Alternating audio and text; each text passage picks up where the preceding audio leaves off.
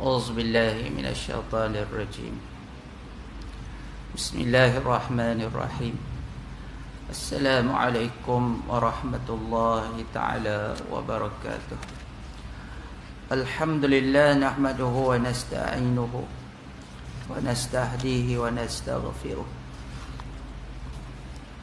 ونعوذ بالله من شرور أنفسنا ومن سيئات أعمالنا. ما يهد الله فلا مضل له ومن يضلل فلا هادي له.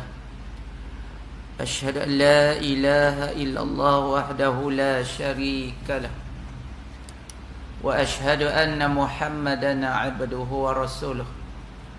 اللهم صل وسلم على حبيبنا مصطفى صلى الله عليه وسلم وعلى آله وصحبه أجمعين. قال رب اشرح لي صدري ويسر لي أمري واحلل عقدة من لساني يفقه قولي. أما بعد.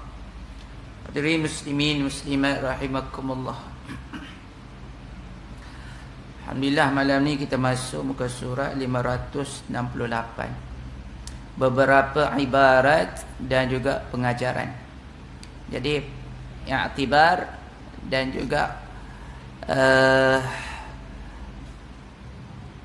pengajaran yang diambil daripada peristiwa pembukaan kota Mekah.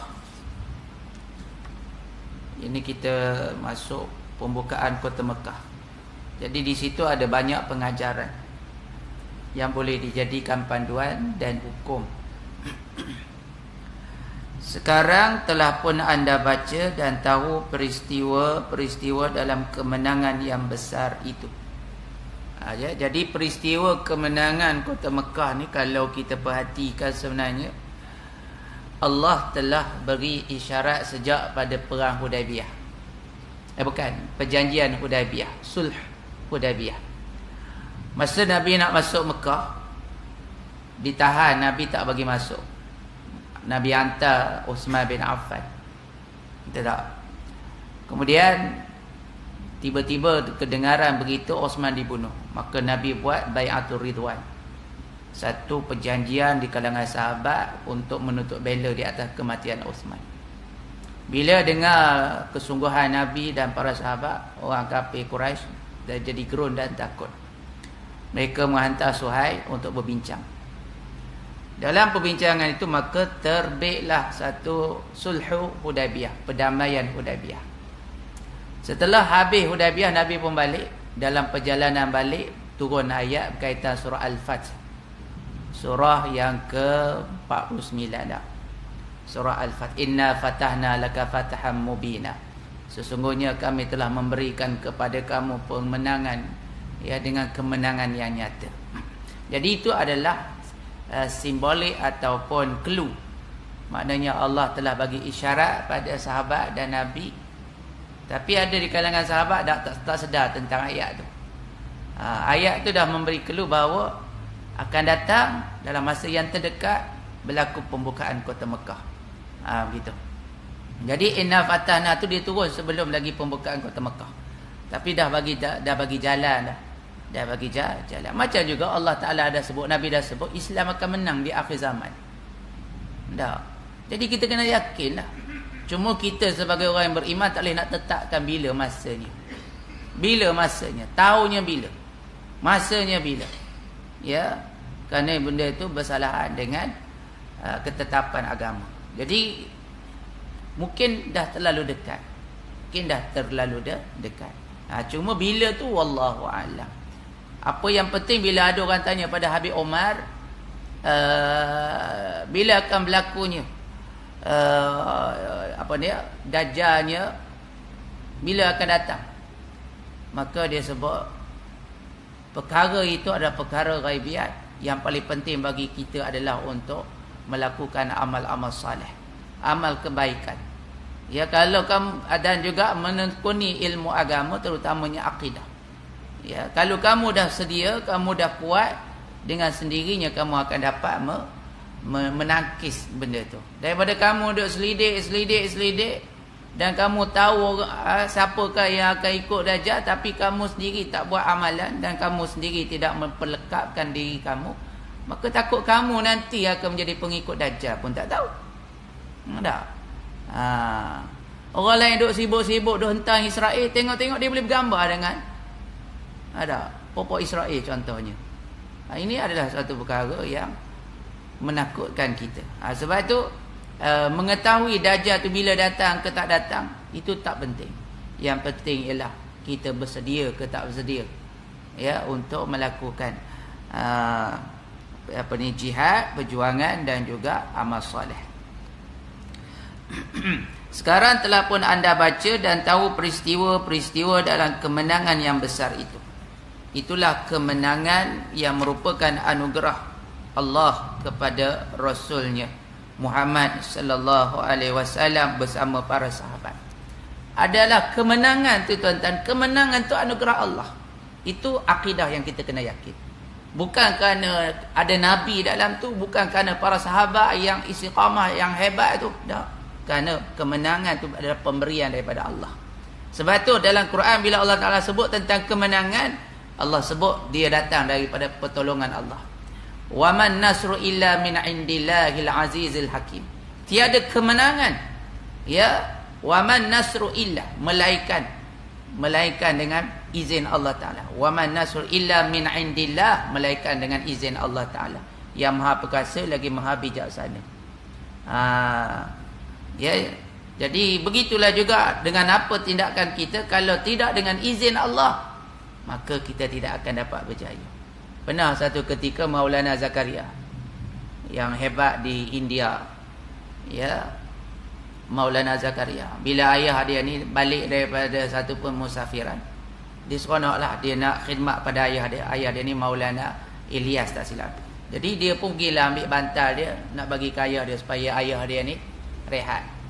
Dia kata, ayah ni bantal saya ni, Allah, ayah tidur dengan bantal saya. Ada. Ayah dia bukan kata terima kasih, dia penampar pada Maulana Zakaria. Terkejut Maulana Zakaria. Dia kata tidak ada milik kita. Dia nak ajar pada anak dia sejak daripada kecil. Walaupun bantal ni, bantal ni milik Allah. Nak kira macam tu sampai peringkat macam tu. Bukan milik kita secara mutlak, datang daripada Allah belaka. Maknanya kalau bantal tu pun dia nak ajar bukan milik kita, apatah lagi kemenangan, apabila kehidupan, kesihatan, kejayaan kita, apa saja yang kita miliki pada hari ini bukan milik kita. Bukan milik kita. Dia adalah milik Allah yang Allah pinjamkan kepada kita. Daripada kecil lagi dia nak ajar tentang akidah itu.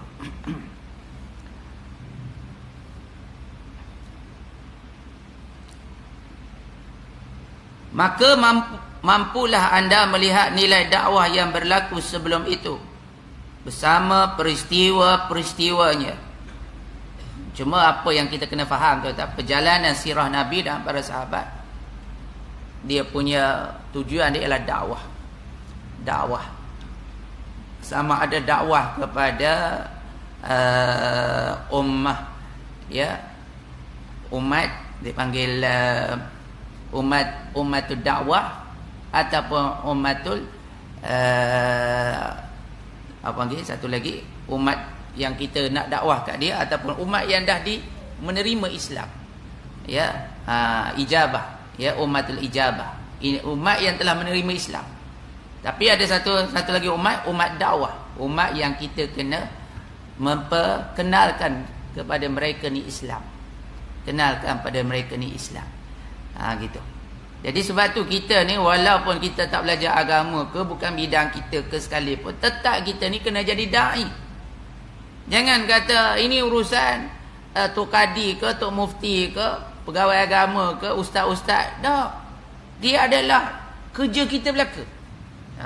Wa tawassau bil haqq wa tawassau bis sabr.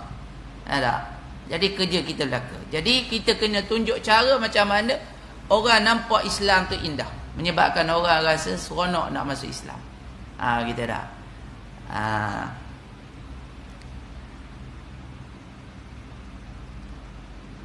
Dan mampu jugalah anda melihat beberapa rahsia dan beberapa hikmah ilahiyah yang terbentang di hadapan anda. Dia nak cerita di sini rahsia dan hikmah Allah di dalam bagaimana berlakunya pembukaan. Memang banyak hikmah Allah. Sepanjang Nabi hidup 23 tahun sebagai Rasul dan Nabi, di sana adalah diperturunkan iktibar dan hikmah ilahiyah. Sebab itu gerak-geri Nabi ni jadinya hukum. Gerak-geri Nabi ni jadi ibadah. Gerak-geri Nabi ni jadi petunjuk. Wa ma atakumur rasulu fakhuzuh. Apa yang dibawa datang oleh Nabi nak kamu pegang. Kamu amal dan kamu laksanakan. Wa ma nahakum anhu, yang mana dia tegak kamu kena jauh. Wa ma yantiqu anil hawa in huwa illa wahyu yuha. Dan Nabi tak akan bercakap melainkan apa yang dicakap tu adalah wahyu. Sebab tu dia jadi hukum. Dia jadi hukum. Sekarang anda pun sudah tahu mengenai kisah pembukaan Fathul Mekah dan kemenangan di Mekah. Kita semua dah tahu dah, menang. Tak. Maka sudah tentu anda dapat mengenali nilai hijrah yang berlaku sebelum itu. Salah satu aspek yang kena ada pada kita yang mungkin kita tak perasan. Pertama, Nabi duduk di Madinah, di Mekah. Pertama, Nabi masukkan nilai akidah. Tak. Lepas tu hijrah. Sahabat-sahabat hijrah, Nabi pun hijrah. Bermakna kepada kita, konteks kita pada hari ini pun kena berhijrah. Ya, kena ada hijrah dalam hidup kita ni. Setiap saat, setiap masa. Mungkin daripada malas kepada rajin. Ya, daripada kurang beribadah kepada banyak beribadah. Dulu kedekut, bakhil, sekarang dah dah boleh dah. Orang kata berinfak. Dulu susah nak tanya khabar adik-beradik. Sekarang dah mula dah. Orang kata berbaik-baik. Dulu dengan jiran ni susah nak bertegur siapa. Sekarang dah mula dah. Orang kata mengikat hubungan persaudaraan. Jadi kita kena berhijrah setiap masa. Lebih-lebih lagi hijrah dalam konteks akidah. Supaya akidah kita menjadi semakin mantap. Kita berhijrah daripada yang pernah kita lakukan dosa kepada kebaikan, kepada ibadah, kepada taubat. Semua itu kena laku. Proses itu kena ada.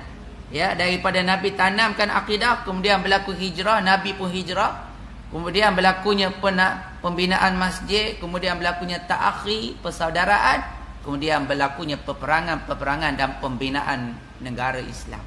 Jadi sebab itu kita pun kena ada nilai-nilai itu. Maknanya kalau Nabi pun berperang, kita kena ikut sunnah Nabi. Sebab tu Nabi kata siapa yang tak berperang dan tidak ada niat untuk berperang, dia adalah mati kamaitatil jahiliyah, mati seperti orang jahil. Orang jahil ada agama tak? Tak ada agama. Mati tak ada agama. Sebab tu ni bila berlaku perang macam ni kita kena ada dalam hati kita, ya Allah, kalaulah aku dapat pergi, ya Allah, aku nak perang, ya Allah, aku nak mati syahid, ya Allah. Biar ada macam tu. Sebab hidup kita semua ni tak perang pun kita tak akan mati. Daripada mati kerana kenciman ni, mati kerana darah tinggi, gout, stroke, apa benda tu, baik kita mati kerana nama Allah. Sebab tu orang-orang di Palestin tuan-tuan, seronok dia dengar anak dia meninggal syahid, dia buat jamuan. Sebab apa? Anak dia ni boleh syafaat 70 ahli keluarga yang tak pasti masuk syurga. Dia boleh syafaat 70 orang yang belum tentu masuk syurga. Kalau lah ada ahli keluarga dia masuk syurga, yang tu tak termasuk dalam senarai 70. Bayangkanlah. Betul tak? Ni kita bila dengar jihad takut. Kena ada keazaman. Supaya kita juga menjadi mujahidin, ansarullah, penegak agama Allah Subhanahu wa taala. Kena ada. Itulah sunnah yang perlu kita laksanakan. Anda dapat mengenali nilai pengorbanannya meliputi pengorbanan kampung halaman, tanah tumpah darah, harta dan keluarga demi mempertahankan Islam. Tetapi semuanya dikorbankan itu tidak sia-sia selagi Islam masih kekal. Betul orang kata tak? Kalaulah Nabi ni kalaulah Islam ni hanyalah selebar sembahyang dan muamalat, Nabi tak akan duduk dalam medan perang. Nabi dah boleh semayang di Mekah. Nabi dah boleh buat umrah ataupun buat haji di Mekah. Dan Nabi ditawarkan daging raja, ditawarkan dengan harta yang banyak, tapi Nabi tolak. Nabi sanggup pergi ke Mekah, ke Madinah, kena berperang hampir dekat 29 siri-siri peperangan bersama Nabi, ghazwah. Ya. Kalaulah Islam ni hanya sekadar sembahyang, puasa, zakat, Nabi tak duduk dalam medan perang. Tapi kerana Islam perlukan kekuatan, Islam perlukan ada jati diri, pertahanan. Tak, kita kena adakan, mempertahankan Islam. Jangan kita ni jadi dayus. Sampai ke orang kafir marah, kita guna perkataan kafir, kita diam. Ini satu benda yang agak keterlaluan. Oh, dia kata jangan kata perkataan kafir, nanti terasa hati. Oh, selama ni dia kata kat kita penunggang agama lah, sesat lah. Itu mereka tak jaga hati kita. Dalam Al-Quran ada satu surah namanya Suratul Kafirun. Tak boleh bubuh lah surah tu, nanti sakit, nanti menyebabkan hati-hati mereka terluka. Dalam Quran ada lebih kurang 525 perkataan yang menyebut tentang kafir. Ya ayyuhallazina amanu, ya ayyuhallazina kafaru. Macam tu. Maknanya kafir ni maknanya apa? Kafara ni maknanya menutup, tutup. Kalau kita menanam, kita letak tanah atas benih, tu juga dia panggil kafara. Ya yukafir, dia menutup tanah, benih itu di atas tanah. Dia tutup. Kenapa orang kafir dipanggil kafir? Sebab dia tutup hati dia daripada petunjuk. Orang dah terang kadang Islam macam ni, tapi dia tak nak terima. Kamu ni tutup hati kamu. Jadi orang yang menutup hatinya dia nama penutup. Penutup tu namanya kafir. Apa salah dengan perkataan kafir? Jadi orang yang tak faham tentang apa yang disebut, Allah sendiri yang guna perkataan tu. Adakah kita lebih berbahasa daripada Allah Ta'ala sendiri? Tak? Gitu.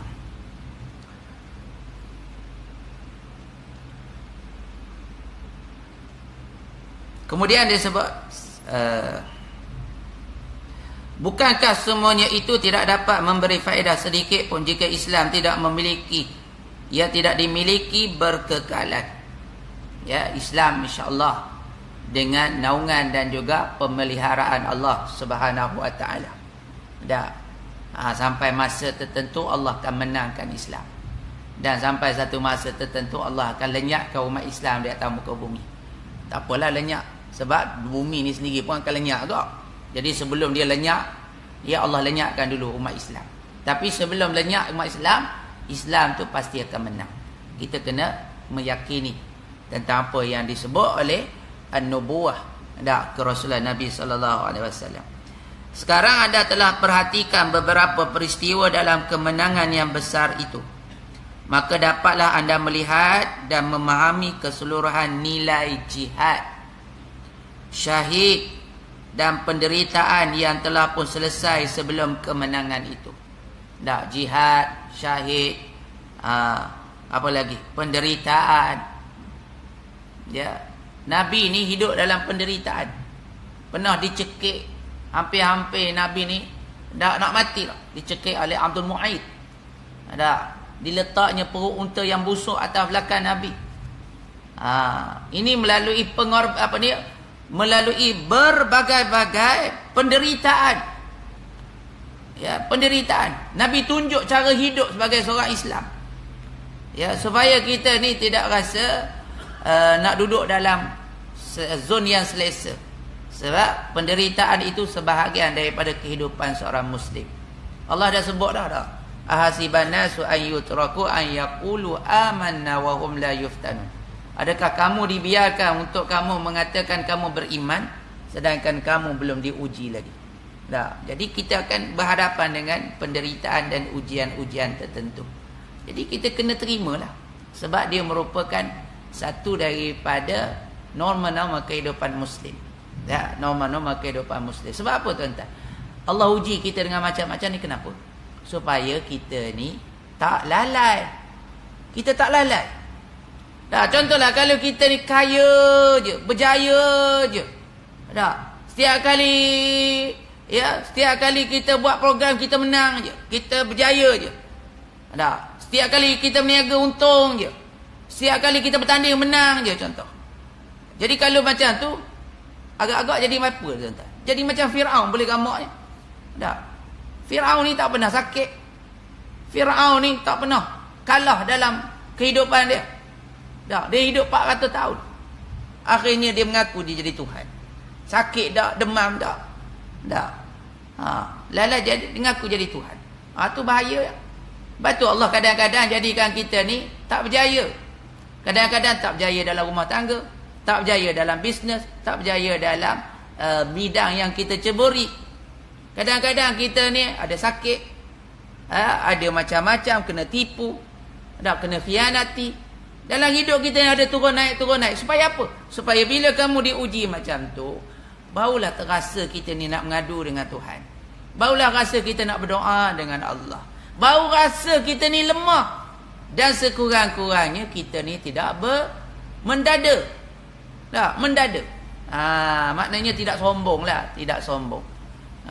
Ni kalau hari-hari kita menang, hari-hari kita berjaya, hari-hari kita kaya, setiap masa kita hebat, tak, kita akan nampak kesombongan tu. Akan nampak kesombongan. Jadi nikmatlah. Sebab tu disebut idza aradallahu khaira yusibahu. Bila Allah kehendaki kebaikan pada seseorang, Allah akan musibahkan dia. Ada je lah sakit-sakit. Dan biasanya tuan-tuan tak, bila Allah uji kita, Allah uji dengan apa yang kita mampu. Pasti kita mampu untuk hadapinya. Allah Ta'ala uji. Sebab tu Allah tak uji perang macam kat Palestin. Kenapa Allah uji Palestin? Sebab popok dia mampu. Popok dia kuat. Dah berapa lama dia berperang dengan Palestin ni, dengan Israel ni. Kalau kita kata di tubuhnya Israel itu 1948 sampai ke hari ni dah berapa tahun? Dah 75 tahun dah. Sama umur dengan PMX kita ni lah. 75, 76 dah, sama umur. Ya. Jadi tahun 48. Jadi mereka bertahan. Kita Jepun masuk 3 tahun. Dah pandai cakap Cina, dah pandai cakap Jepun dah. Dah, Putra hai. Tu yang ada hai. Dah. Sana hai, sini hai. Enggak. Tu yang Piramli buat filem Laksmana Doremi. Tu yang dia naik Zam-Zam ala Kazam dah. Bila naik atas tingkat terbang tu kan, dia nyanyi lagu Jepun. Lagu Jepun tu lah. Masa Jepun datang, kena nyanyi lagu tu. Lagu tu lagu ritual penyembahan dia kepada Tuhan Matahari. Apa nama tsunami, apa nama dah. Jadi Piramli abadikan dia dalam filem dia. Tu masa zaman Jepun tu lagu kena hafal tu. Ada. 3 tahun kita duduk dalam penjajahan Jepun, letih dah. Tak ada orang nak lawan Jepun. Tiba-tiba Jepun surrender sendiri. Gitu dah. Bayangkanlah dia orang ni dah 75 tahun. 75 ni. Ya, dan apa akan berlaku dengan Gaza yang hanya 9 km persegi ni? Sikit lah. Ya, orang Amerika dengan Israel sedang merancang lagi. Dulu dia merancang zaman Trump buat apa dia? Deal of the century. Dia nak perkecilkan lagi biar jadi 15% daripada apa yang ada sekarang. Lepas tu Netanyahu, syaitan Ayu. Dah. Ya, dah buat lagi supaya berlakunya normalisasi di kalangan bangsa Arab orang Islam. Akhir sekali dia lenyapkan. Dia buat satu agenda yang terbaru ini, dia lenyapkan peta Palestin dalam peta dunia.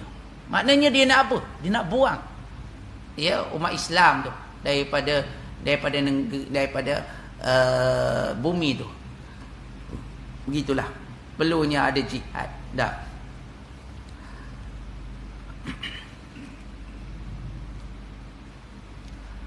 Tidak sedikit pun dari semuanya itu hilang begitu saja. Hinggakan seolah-olah tidak tertanggung oleh para muslimin yang kerdil lemah dulu itu. Sama ada dalam peperangan atau pengembaraan mereka. Tetapi semuanya berjalan terus mengikut ketentuannya. Yakni ketentuan Allah yang telah ditetapkan. Dan semuanya itu telah pun disempurnakan dengan adil. Sama dengan penaklukan dan kemenangan di Makkah. Itulah dia sunnah Allah terhadap hamba-hambanya. Tidak ada pertolongan daripada Allah tanpa Islam yang betul dan sempurna. Dan tidak ada Islam dengan ubudiyah ataupun tanpa memperhambakan diri kepada Allah. Malah tidak ada ubudiyah tanpa pengorbanan dan tunduk merendahkan diri di hadapan Allah di samping berjihad di jalannya. Ya. Jadi itulah nilai-nilai yang perlu disemak dalam diri umat Islam. Yang pertama, bila kita ni tuan-tuan dah akidah Islam dan iman, ya, dia nak menghala kepada mana? Dia nak menghala kepada yang kedua, ialah tanda penghambaan diri pada Tuhan, iaitu ubudiyah. Ya, sebab itulah untuk menjalankan nilai ubudiyah, ya, seorang yang muslim yang beriman ni Allah letakkan, dinamakan mukallaf ataupun taklif. Taklif ni beban, ya, bebanan ataupun kerja yang perlu dilaksanakan oleh orang beriman, iaitu sembahyang. Dan sembahyang ni dia merupakan, orang kata apa, asas segala ibadah. Sebab tu sembahyang ni dia kena buat sepanjang masa. Satu hari 5 kali. Banyaknya sembahyang dah. Orang Kristian sembahyang seminggu sekali je. Hari Ahad tu pun sekali je dah. Kita dah tiap-tiap hari 17 rakaat. Itu kalau buat hak wajib. Kalau tambah lagi rawatib, tambah lagi witir, tambah lagi tahajud, tambah lagi duhanya, apa tu lagi, istikharahnya, taubatnya, tasbihnya, pumpang. Oi, banyak dah. Sekurang-kurangnya, ya, kalau boleh dapat buat dalam 50 rakaat satu hari dah. Maknanya hak wajib 17, campur pula hak sunat rawatib 12, campur pula hak duha 8 rakaat, campur pula hak witir 3 rakaat. Taubat pula pumpang paling kurang 50 rakaat. Macam ada berani. Ada berani. Tengok muka mencurigakan. Ya. Yang tu yang kita kena buat. Ya, lepas daripada iman, Allah letakkan taklif, kerana daripada taklif tu untuk melahirkan nilai ubudiyah, perhambaan. Yang ni yang penting dah. Sehingga kan bila kita nak berdoa pun, Allah takkan terima doa yang semata-mata kerana hajat kita. Kita ni kalau dah berhajat baru nak berdoa dengan Tuhan. Seolah-olah Tuhan ni macam tempat minta permintaan je. Bila ada hajat minta dengan Tuhan. Bila ada hajat minta dengan Tuhan. Dah. Allah takkan terima doa-doa yang sembrono begitu. Sebab tu Nabi Ayub 18 tahun dia diuji dengan sakit badan dia, dia tak minta dengan Allah. Sampaikan malaikat terpaksa merayu pada Ayub supaya minta dengan Tuhan. Sebab apa? Sebab minta-minta ni bukan kerana hajat semata. Kita ni memanglah kalau ikut daripada kita duk minta dengan batu, minta dengan orang, minta dengan tu apa ni, dengan benda lain, baik minta dengan Allah. Cuma dari segi adat seorang yang tahap makamnya mendekati Allah, dia takkan minta saja-saja begitu. Sebab nilai minta ni bukan kerana ada hajat minta, ada hajat minta. Ada. Jadi sebab tu Allah Taala sebut ud'uni astajib lakum. Innal ladzina yastakbiru an ibadihi. Ya. Berdoalah kamu, nescaya aku akan mustajabkan doa kamu. Sesungguhnya orang-orang yang menyombongkan diri di kalangan hamba-hambaku, dia akan dimasukkan ke dalam neraka yang penuh dengan kehinaan. Apa maknanya? Ya, dia menyombong diri. Maksudnya bila kita berdoa, jangan berdoa dengan menyombongkan diri. Tetapi an ibadatihi, di kalangan hamba-hambaku. Maknanya berdoa tu dengan nilai ubudiyah. Sebagai tanda penghambaan diri kepada Allah. Sebagai tanda merendahkan diri, sebagai tanda menghinakan diri. Ya Allah, aku ni lemah, ya Allah. Aku ni tiada apa-apa, ya Allah. Aku memohon kepada kebesaran-Mu, kepada rahmat-Mu, ya Allah. Aku ni tak ada apa-apa, aku tak layak nak memohon sebenarnya, ya Allah. Biar lahirkan sifat merendahkan diri depan Allah. Ni dak doa, ya Allah. Nak bagi-bagi, tak bagi, sudah. Macam mana agak-agak dah. Ada pula doa macam tu dah. Hari Jumaat panjang doa, ya Allah, ya Allah, ya Allah, murah rezeki, ya Allah. Ya Allah, naikkan pangkat ya Allah. Ya Allah, doa ya Allah macam-macam dak. Doa ni dah. Gitu je lah. Kerana ajak. Mari hari Sabtu, ya Allah, seperti semalam ya Allah. Ada apa malah dah. Bukan begitu. Ya, berdoa tu dengan nilai penghambaan diri. Ya. Sebab tu nabi-nabi bukan mudah dia nak berdoa. Bila dia berdoa, tengok cara dia berdoa macam mana. Nabi bila berdoa macam mana? Angkat tangan tinggi-tinggi. Allahumma intuhli hadza asabah la tu'bad abadan. Ya Allah, kalau kamu hancurkan kumpulan yang kecil ini, tidak ada seorang pun yang akan menyembahmu ya Allah. Ya, menangis Rasulullah sampai Abu Bakar datang, kafa ya Rasulullah, kafa, cukuplah ya Rasulullah. Allah dah dengar dah ya. Ya, Nabi ya tetap jaga sembahyang dia, tetap jaga hubungan dia. Jadi ibadah itu melahirkan ubudiyah, pengabdian diri kepada Allah Subhanahu wa taala. Daripada tu dia kena melahirkan juga yang ketiga, ialah tadhiyah, pengorbanan. Ya, pengorbanan. Sebab tu kita kena buat pengorbanan diri. Orang dah sampai satu tahap, ya, atas dunia ni tak ada nilai apa-apa dah. Tak ada nilai apa-apa dah. Yang ada adalah apa yang ada pada sisi Allah. Ya. Dah, kita buatlah perbandingan antara duit dengan nyawa. Mana lebih penting? Duit ke nyawa? Tak. Nyawa lah lebih penting. Sebab duit kalau tak dapat, ya, boleh cari lain kali. Tapi kalau kamu ambil duit, nyawa hilang, kamu dapat apa? Lala, kamu dapat duit, hilang nyawa.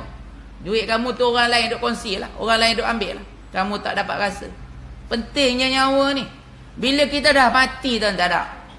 Orang mati ada guna tak rumah besar dia? Dia tak berguna dah pada diri dia. Orang yang mati ni, pangkat dia, sular yang mati tu, ada guna tak pada dia, pada orang mati ni? Tak ada guna tak. Tanah dia ke, kereta dia ke, duit dia ke, segala gelaran dan segala penyokong dia, ada guna tak pada dia? Tak. Tak ada guna dah bila dia nak mati tak. Tak ada guna. Maknanya bernilainya roh. Hidup ni bernilai. Siapa yang cipta hidup? Allah yang ciptakan hidup. Maknanya lebih besarnya Allah dalam kehidupan kita berbanding kehidupan yang ada pada hari ini. Sebab kehidupan pada hari ini sampai satu masa, ya, ya, setiap benda akan binasa. Kullu apa dia? Setiap sesuatu akan yafna ataupun fan illa wajhu rabbika zul jalali wal ikram, kecuali zat Allah yang maha tinggi lagi maha mulia. Gitu.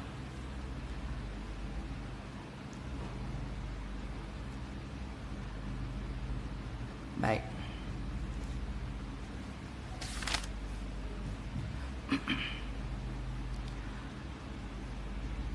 Tetapi semuanya berjalan terus mengikut ketentuannya yang telah ditetapkan. Dan semuanya itu telah disempurnakan dengan hadis. Dah baca dah. Bawah tu. Itulah dia sunnah Allah terhadap hamba-hambanya. Tu pun dah baca bawah lagi. Sekarang anda telah tahu mengenai berita kemenangan itu. Maka dapatlah anda mengenali nilai gencatan senjata Hudaibiyah yang begitu besar artinya. Barulah jelas kelihatan sekarang bahawa di belakang apa yang zahirnya memeranjatkan Umar dan kebanyakan para sahabat baginda Rasulullah sallallahu alaihi wasallam, terdapat rahsia hikmah ilahiyah. Sebab tu bila Nabi menteraikan perjanjian Hudaibiyah, Nabi kan tenang. Sebab Nabi telah dimaklumkan tentang, ya, perjanjian itu daripada Jibril, daripada Allah. Nabi tahu apa yang berlaku tu. Tapi sahabat-sahabat ni, dia tak dapat tangkap lagi. Dan Nabi pun tak bagi tahu lagi. Supaya mereka dapat fikir. Kenapa Nabi tak terus terang pada sahabat? Begini sebenarnya perjanjian ni. Kamu tak nampak apa yang aku nampak. Dan Nabi tak terang. Supaya sahabat-sahabat ni pandai menjadi pemikir. Begitu juga kita umat yang terakhir ni, bila berlaku sejarah-sejarah itu, kita ambil sebagai satu sandaran. Kita fikir. Nabi dia diamkan dulu supaya kita dapat mengambil secara pemikiran melalui ta'akul. Maknanya bukan disogok je, bukan hanya dihidang saja bahawa kamu nak faham. Satu masa Kamu kena sendiri, kena belajar untuk bagaimana menjadi pemimpin. Tu maknanya Nabi ni dia panggil pentarbiah. Nabi ni melahirkan legasi, generasi penerus. Sebab Nabi ni mengajar mereka cara menjadi pemimpin, cara menjadi imam, cara menjadi panglima, cara menjadi orang-orang yang dipercayai dan sebagainya. Gitu. Jadi sebab tu jangan kita suap je setiap masa. Nanti akhir sekali bila kita dah tak ada, mereka tak pandai nak berdikari. Begitu. Kita kena ajar cara-cara bagaimana Nabi ajar pada para sahabat supaya mereka ni guna akal untuk berijtihad, untuk berfikir. Macam juga turun ayat ayat apa? Iza jaa nasrullahi wal fath wa ra'aitan nasa yadkhuluna fi dinillahi afwaja.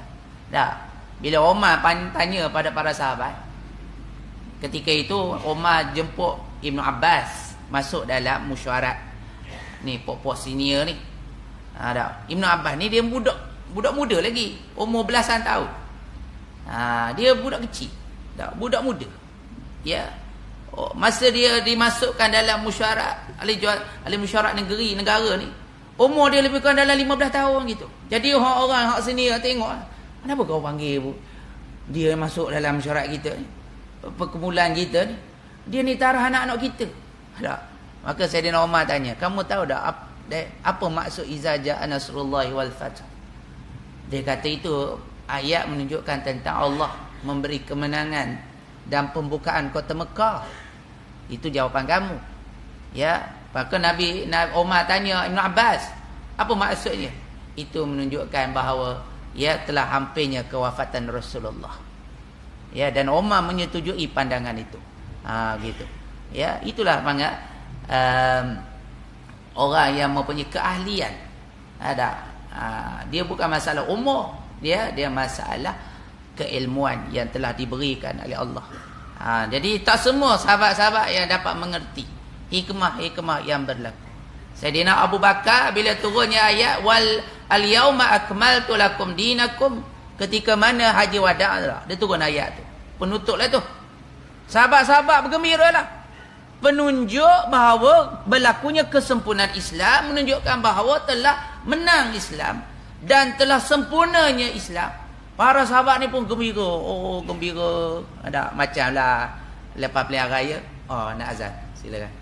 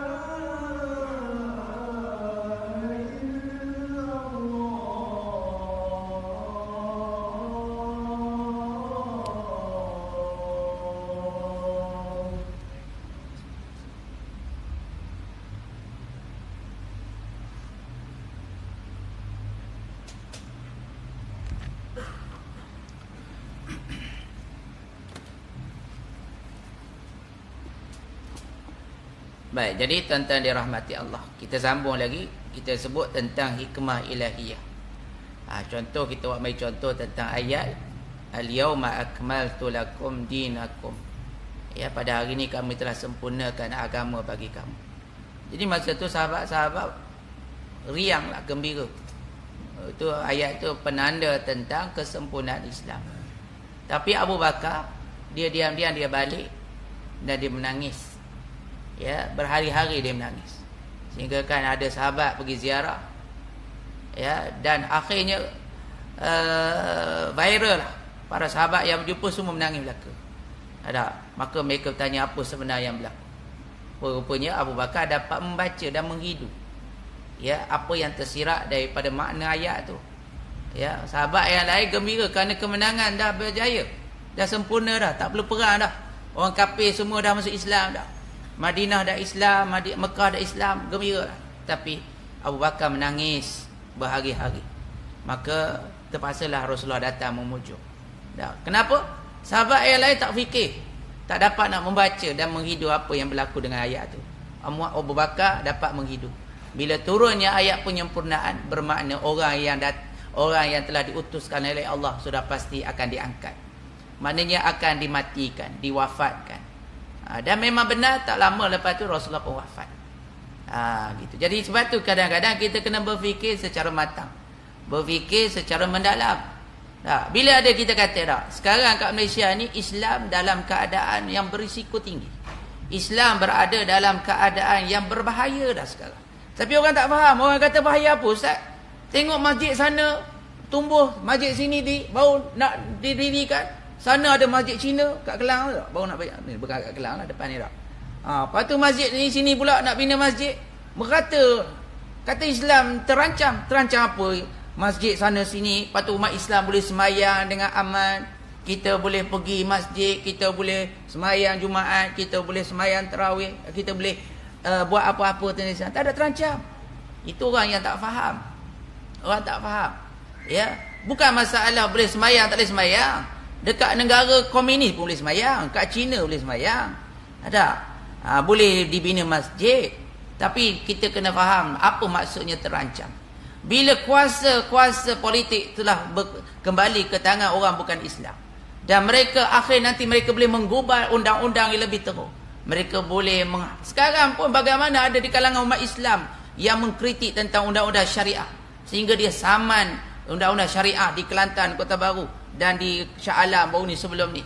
Itu yang berfahaman liberal dan sebagainya. Apatah lagi kalau kuasa itu diberi pada orang bukan Islam. Mereka akan menafikan hak agama di dalam perlembagaan. Kemudian seperti di Singapura, sehingga kan tak boleh azan keluar daripada bangunan. Sehingga kan kita nak mengamalkan Islam pun tak boleh. Nak sebut takbir pun tak boleh. Nak sebut Zionis pun tak boleh. Ini sampai satu ketika nanti bila mereka ada kuasa penuh, mereka boleh gubal lebih teruk daripada itu. Akhirnya kita boleh jadi macam Xinjiang, Uyghur. Bagaimana umat Islam hampir 2 juta di penjara, bercakap je tentang Islam, akan ditangkap dan dipenjarakan dan dinafikan hak. Sampai macam tu. Sebab tu kita ni terancam. Ya, bukan kerana ada masjid ke apa. Kat Thailand banyak masjid.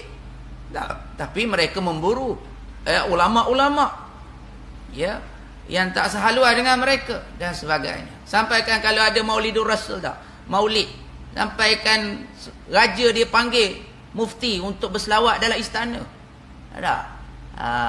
Itu adalah oleh-oleh ataupun itu adalah suatu penyamaran dan sebagainya. Jangan kita rasa selesa dengan keadaan demikian. Mereka hakis Islam secara undang-undang.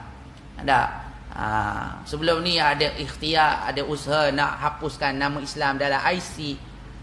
Ya, hisab berdatangnya golongan-golongan tertentu dan sebagainya. Jadi sebab itulah kita kena sentiasa peka dan matang dalam menilai sesuatu untuk akan datang. Lebih-lebih lagi generasi-generasi anak-anak kita. Ya, apa akan berlaku? Kalaulah contohnya tulisan Jawi sudah hilang. Ramai mana orang tak boleh baca Quran dah sekarang. Siapa yang menghapuskan tulisan Jawi?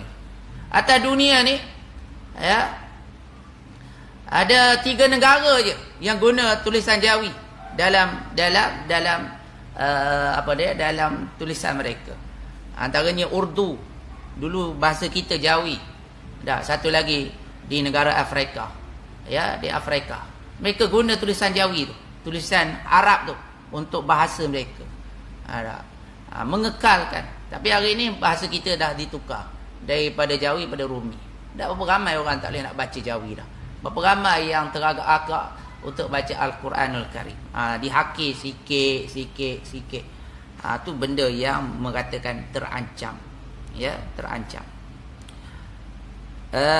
Anda pun juga sudah dapat melihat bukti perjanjian gencatan senjata Hudaibiyah itu, yang diberi nama Al-Fath, kemenangan.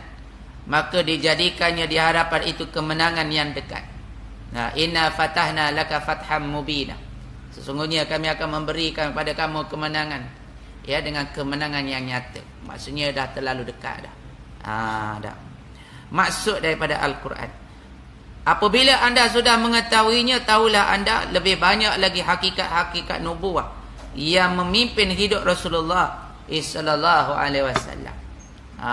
Sebab wahyu ni adalah an-nubuwah, untuk menterjemahkan untuk masa akan datang. Al-Quran ni dia hidup, dan dia boleh mewarnai kehidupan kita yang dulu, kini, dah akan datang. Contohlah tentang Israel. Tuan-tuan baca dalam surat Al-Isra ayat keempat, ayat 6, ayat 7. Disebut tentang ayat keempat bahawa Israel ni la tufsiduna fil ardi marrataini wa la ta'lunna 'uluwan kabira. Dia akan melakukan kerosakan di atas muka bumi marratain, 2 kali. Dan dia akan berlagak dengan kesombongan yang besar. Jahat punya. Sampaikan dalam masa 7 hari dia boleh hantar 6,000 bom, peluru berpandu dan sebagainya. Sama dengan mereka tembak Afghanistan dalam masa setahun. Jumlah tu Amerika guna untuk masa setahun, tapi Israel, Yahudi guna dalam masa 2, 3, 4 hari tu, dalam masa seminggu tu, untuk hujani umat Islam. Nampak? Inilah maknanya mereka melakukan kerosakan. Ini kali kedua dah ni. Kali yang pertama mereka telah dihalau, dah dicerai-beraikan oleh Allah. Merata mereka pergi. Merata mereka pergi. Ni kali kedua mereka buat pula dah. Dengan kesombongan, dengan kezaliman, sehingga mereka bunuh budak-budak kecil. Kali kedua. Maknanya Allah tunjuk bahawa mereka akan dihancurkan untuk kali kedua. Setelah mereka melakukan kezaliman. Sebab tu jangan buat zalim. Buat zalim, selepas tu akan hancur. Pasti akan hancur. Kezaliman tu sebenarnya adalah inti kepada kehancuran seseorang, ataupun inti kepada mereka akan jatuh, akan datang. Sebab tu bila ada satu gerakan yang penuh dengan noda, rasuah, yang ada banyak berlakunya skandal, tak lama tu dia akan jatuh. Dia akan jatuh.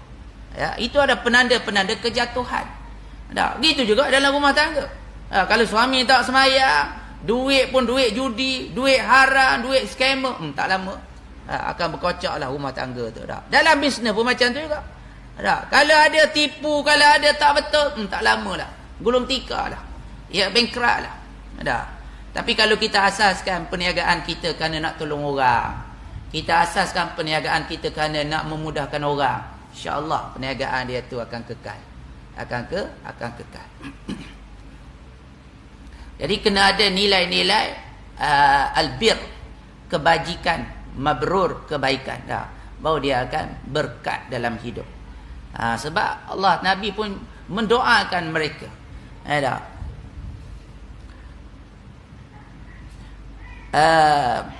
Apabila anda sudah mengetahuinya, tahulah anda lebih banyak lagi hakikat-hakikat nubuwah yang akan memimpin hidup Rasulullah sallallahu alaihi wasallam. Anda tentu masih ingat di hari keluarnya Nabi sallallahu alaihi wasallam daripada tanah airnya Makkah. Keluar dengan cara bersembunyi melalui lurah, gaun, bukit untuk hijrah ke Yathrib. Perjalanan Nabi ni tuan-tuan, dia berteduh di Gua Sur 3 hari.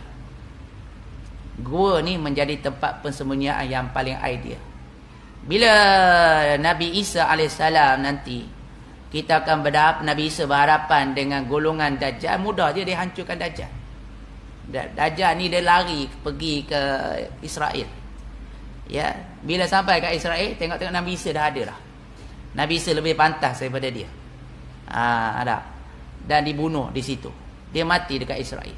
Tapi bila dia dikejar ataupun berlawan dengan Ya'juj dan Ma'juj, ya, maka dia tak mampu. Maka dia lari pergi ke Semenanjung Sinai, panjat bukit Sinai hak tinggi tu. Ini menunjukkan bahawa gunung, bukit itu adalah tempat yang selamat. Tempat yang selamat. Ada orang kata Ya'juj dan Ma'juj ni adalah, memang dari segi makna, Ya'juj dan Ma'juj ni maknanya seperti api yang menyala-nyala, api yang bergejolak, api yang bergejolak. Ya, bergejolak. Apa maksud api tu? Maksud api, ada orang terjemahkan api tu elektrik. Ada. Mungkin zaman dulu macam tu orang terjemahkan. Tapi zaman sekarang orang terjemahkan dia adalah gelombang. Gelombang. Cuba tengok. Ya, menara-menara telkom merata. Kalau kita tengok di atas peta Malaysia ni, kita pakai app apa tertentu, kita akan nampak di manakah menara-menara yang paling banyak tumbuh di Malaysia. Paling banyak sekali adalah di Selangor. Boleh katakan 100 tempat ada. Kadang-kadang kat Surau tu ada 3-4 menara. Ada. Daripada gelombang itulah menyebabkan adanya unsur-unsur negatif. Ada. Kesan-kesan radioaktif, kesan-kesan tertentu. Menyebabkan jiwa-jiwa manusia ni kadang-kadang dengan gelombang tu masuk dalam handphone, masuk dalam rumah tangga kita.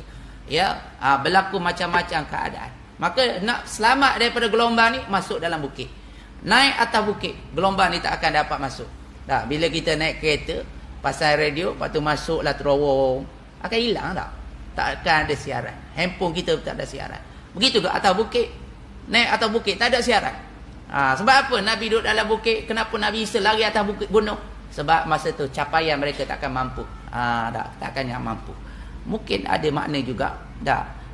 Mungkin tak 100%, tapi mungkin ada juga nilai-nilai yang agak hampir.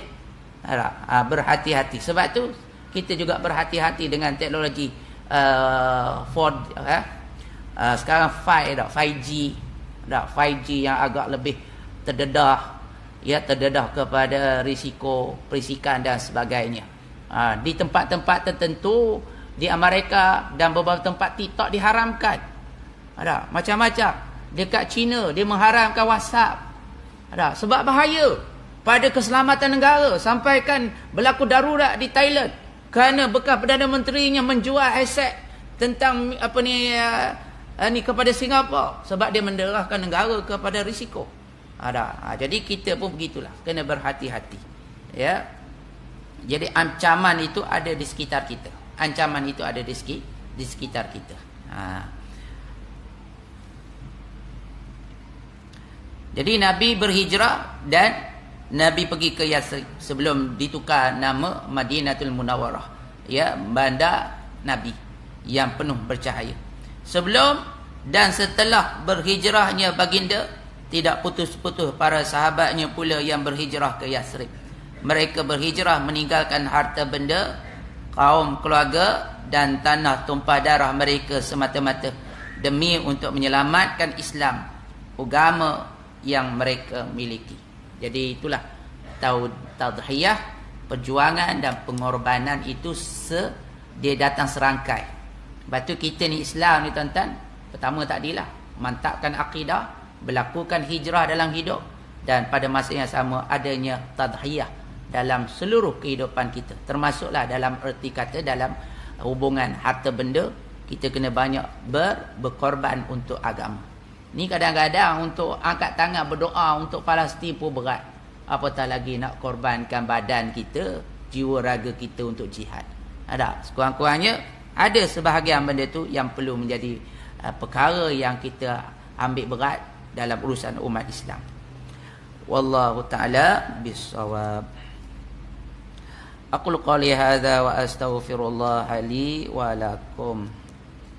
Bismillahirrahmanirrahim. Alhamdulillahirabbil alamin wassalatu wassalamu ala asyrafil anbiya'i wal mursalin وعلى آله وصحبه أجمعين اللهم نور قلوبنا بنور هدايتك كما نورت الأرض بنور شمسك أبدا أبدا برحمتك يا أرحم الراحمين اللهم إنا نعوذ بك من علم لا ينفع ومن قلب لا يخشع ومن نفس لا تشبع ومن دعاء يستجاب صلى الله على سيدنا محمد وعلى آله وصحبه وسلم والحمد لله رب العالمين تقبل الله منكم يا كريم